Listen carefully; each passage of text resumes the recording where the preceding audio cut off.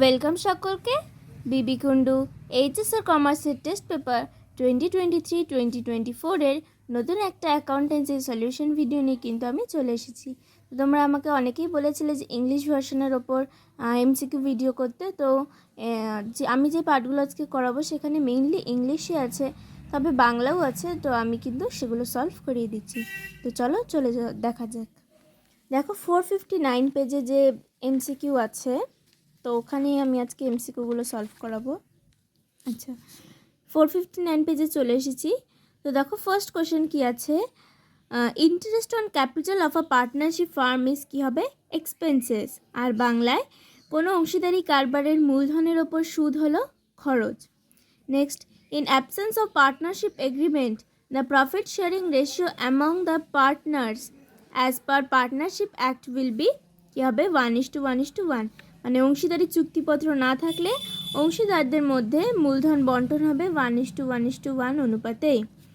Next আছে the balance in partners current account is কী হবে, ডেবিট অথবা credit, either debit or credit. Option C হবে কিন্তু রাইট অ্যান্সার। মানে অংশীদারের চলতি হিসাবের জের বা চলতি হিসাবের ব্যালেন্স কী হবে, সর্বসময় ডেবিট বা ক্রেডিট যে কোনো একটা হতে পারে। নেক্সট আছে if capital of partners are mentioned under fixed capital method, in which account the share of profits of partner will be credited. Option B কিন্তু হবে রাইট অ্যান্সার, কারেন্ট অ্যাকাউন্ট। বাংলায় কি আছে, অংশীদারদের মূলধন স্থির মূলধন পদ্ধতিতে রাখা হলে মুনাফার অংশ কোন হিসাব খাতে ক্রেডিট হবে, চলতি হিসাব খাতে। হয়ে গেল। নেক্সট আছে average profit is 15,000. The value of goodwill based on 2 years of purchase of super profit is 18,000. Normal profit বের করতে বলছে, তাহলে কিন্তু আমাদের 15,000 যে আছে অ্যাভারেজ প্রফিট আর 2 ইয়ার পারচেস আছে, তার মানে 15,000-এর সাথে কিন্তু 2 ইয়ার মানে 2 মাল্টিপ্লাই করে 30,000 থেকে 18,000 মাইনাস করলে কিন্তু আমাদের 12,000 বেরিয়ে যাচ্ছে। আর বেঙ্গলি ভার্সনে আছে গড় মুনাফা 15,000, 2 বছরের অধি মুনাফা 18,000, 2 বছর ক্রয়ের ভিত্তিতে 18,000 টাকা। স্বাভাবিক মুনাফা কত, সেমভাবে 15,000 গুণ 2 30,000 বিয়োগ 18,000 করলে কিন্তু আমাদের 12,000 অ্যান্সার হয়ে যাচ্ছে। নেক্সট আছে cause of reconstruction of partnership firm is all of this. মানে admission of a new partner, retirement of a partner, death of a partner কিন্তু সবই আমাদের রিকনস্ট্রাকশনের কারণ। বাংলায় আছে অংশীদারি প্রতিষ্ঠানে পুনর্গঠনের কারণ কি, সবকটি। কেননা অংশীদারের গ্রহণ, অবসর গ্রহণ বা অংশীদারের মৃত্যু যাই হোক না কেন আমাদের কিন্তু পুনর্গঠন করতে হয়। নেক্সট আছে একটা ম্যাথ দিয়েছে, প্রবলেম সলভিং ম্যাথ দিয়েছে। তো A and B are partner sharing profit and losses in the ratio of 3:2। C হয়েছে অ্যাডমিটেড হয়েছে 1/5 শেয়ার অফ প্রফিট নিয়ে। তো এ অ্যান্ড বি এর নিউ প্রফিট শেয়ারিং কত, তো এটা কিন্তু অপশন আমাদের ডি হবে 5:3:2। এই ম্যাথটা আমি আগেও করিয়ে দিয়েছি, তাই আমি এখন আর বোঝাচ্ছি না, অপশন ডি হবে রাইট অ্যান্সার। হয়ে গেল। নেক্সট আমাদের আছে XYZ partner sharing profit and losses in the ratio of 4:3:2, Y retires profit sharing ratio between X and Z will be কী হবে, 2:1। 4:2, 3 চলে যাবে 4:2, তাহলে 4:2কে আমরা যদি কাটাকাটি করি 2:1 কিন্তু আমাদের অ্যান্সার হবে, তাহলে অপশন সি 2:1 আমাদের রাইট অ্যান্সার। নেক্সট আছে 9 নম্বরে, the amount of general reserve of a partnership firm is 10,000. The profit sharing ratio among the partners PQ is 5:3:2.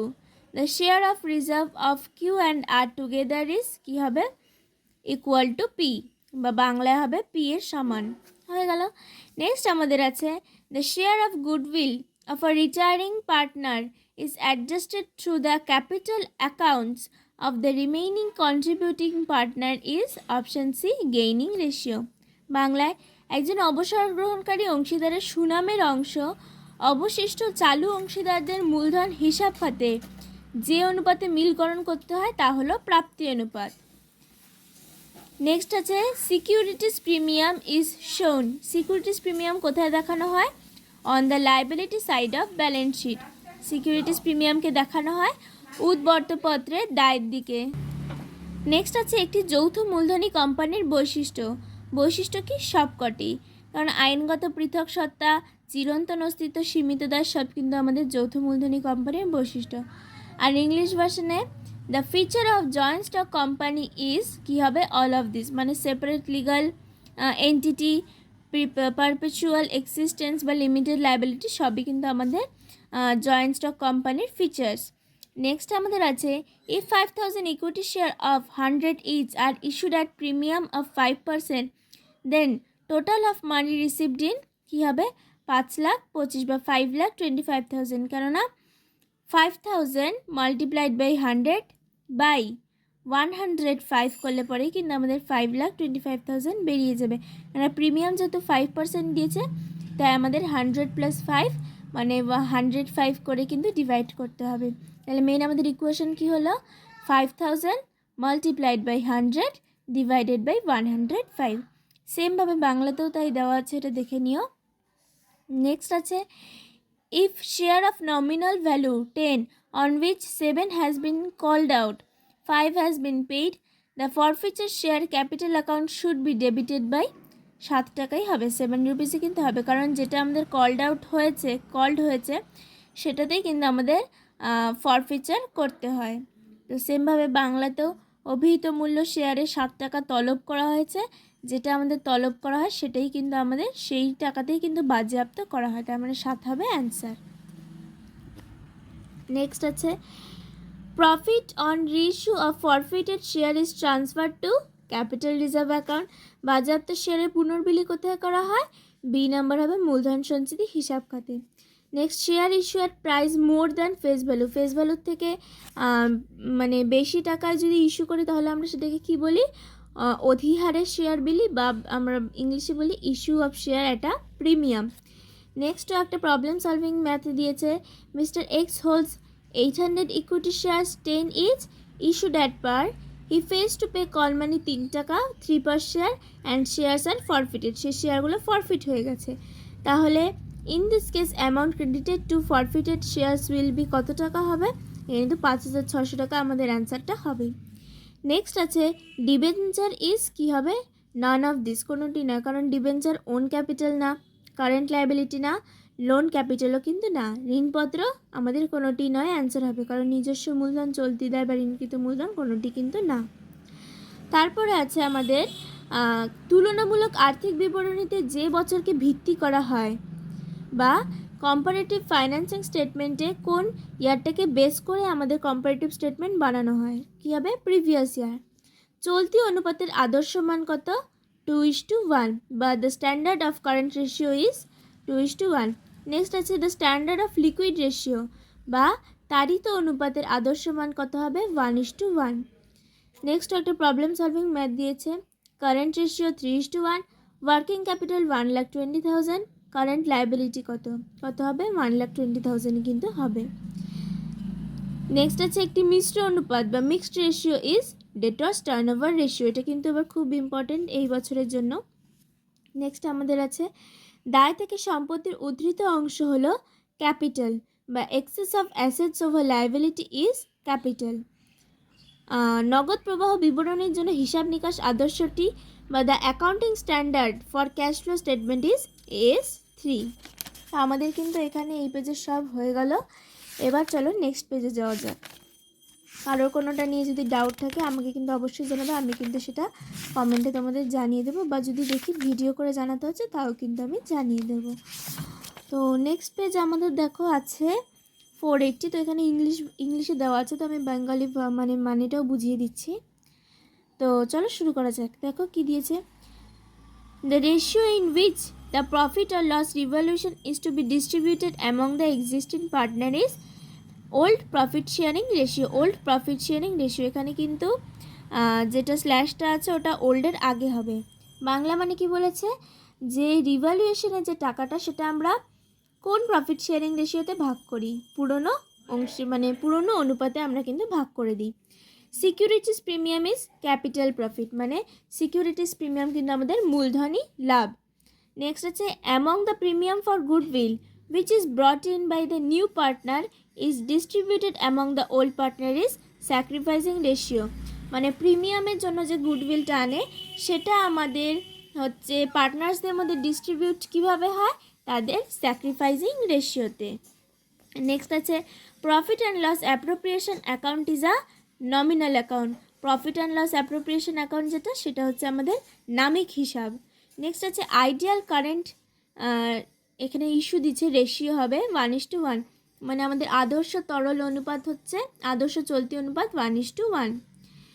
তারপরে নেক্সট আছে motor car is purchase for the business, it is a কী হবে investing activities. মানে motor car, আমাদের একটা কার যদি আমরা কিনি ব্যবসার জন্য, সেক্ষেত্রে সেটা আমাদের কোথায় যাবে, ইনভেস্টিং অ্যাক্টিভিটিসের মধ্যে যাবে।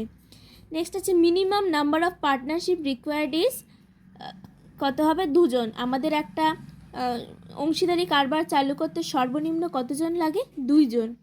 নেক্সট আছে Indian partnership act was introduced in the year, option B হবে 1932, মানে ভারতীয় অংশীদারি আইন চালু হয় কবে, 1932-এ। নেক্সট আমাদের আছে the balance in partners capital account is always, কী হবে, ডেবিট অর ক্রেডিট। মানে পার্টনার্সের যে ক্যাপিটাল অ্যাকাউন্টের ব্যালেন্সটা থাকে সেটা কিন্তু আমাদের ডেবিট হতে পারে অথবা ক্রেডিট হতে পারে। নেক্সট আছে profit on reissue of forfeiture share is transfer to share capital, capital reserve, share forfeiture না সিকিউরিটিস প্রিমিয়াম, আমাদের কোথায় যায়, ক্যাপিটাল রিজার্ভ অ্যাকাউন্টে কিন্তু যায়। এটা তোমরা যখন প্র্যাকটিক্যালে করবে তখন যেটা লাস্ট শেয়ার ফরফিচার অ্যামাউন্টটা সেটা কিন্তু আমাদের ক্যাপিটাল রিজার্ভে আমরা ট্রান্সফার করি, তো সেটাই কিন্তু বলেছি। নেক্সট আছে interest on capital of a partnership firm is expenses, মানে আমাদের সুদ, ক্যাপিটালে যখন আমরা সুদ দিই তখন সেটা আমাদের কি হয়, কোম্পানির দিক থেকে খরচ বা এক্সপেন্সেস। নেক্সট আছে debenture is own, debenture is আচ্ছা লোন ক্যাপিটাল, যেটা আমাদের আগে ছিল ঋণ, মানে ডিবেঞ্চার আমাদের কি ঋণকৃত মূলধন বা লোন ক্যাপিটাল। নেক্সট আছে current ratio is 3:1, working capital in rupees 1,20,000, current liability কত হচ্ছে আমাদের 60,000, কারেন্ট লাইবিলিটি আমাদের 60,000 কিন্তু হচ্ছে।